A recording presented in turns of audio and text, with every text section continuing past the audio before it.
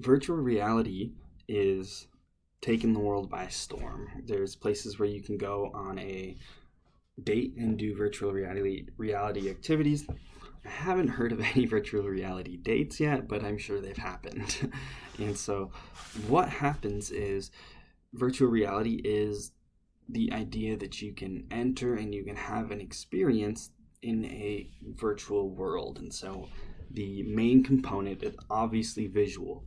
So you put on goggles, and in the goggles, the screen is split up, catered to each eye. So you have a 3D effect when you're looking into your goggles.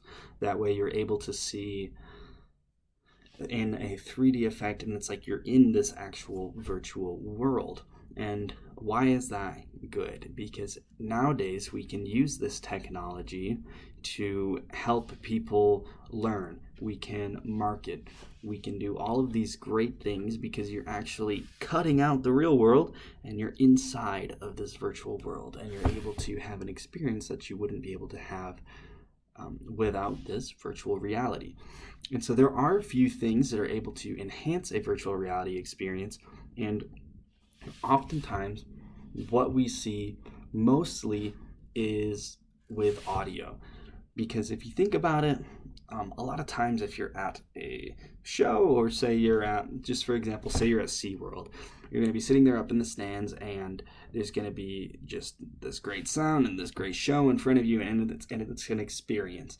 So virtual reality is trying to replicate that, but it's not like every virtual reality is going to be able to spray water at you as if it were, who knows, a Shamu splashing water at you outside of the crowd.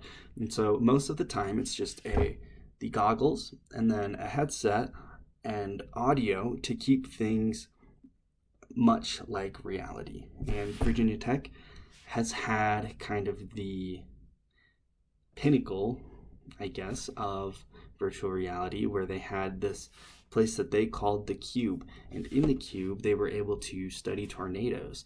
And how they did that was they had their goggles, they had a computer attached to their goggles directly, and then they had all these cameras in this room surrounding you, and then a speaker system that was able to pinpoint your location and then just send the sound you needed to hear in that room according to the virtual reality tornado that was there. And so if you moved around in the room, according to your position, you would hear different things.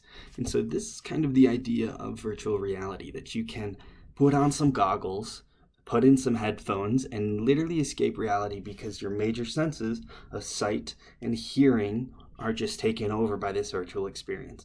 And with the advances in technology, we're seeing a lot of very interesting and intricate applications of this through therapy, through learning, through marketing, with Volvo, with Google, and all of these just huge companies that are using it to their advantage. And in the future, we're going to see much better developments and much better virtual reality dates. Bye.